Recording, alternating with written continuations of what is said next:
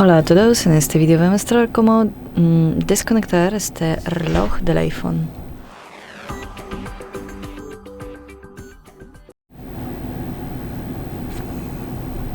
Abrimos la aplicación Zep y aquí seleccionamos el reloj y tocamos desvincular dispositivo o desconectar.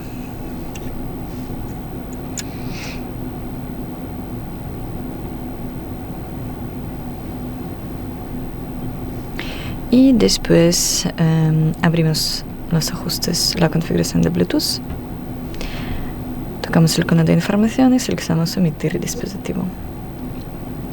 Y eso es todo. Gracias por ver, denle like y suscríbanse a nuestro canal. Adiós.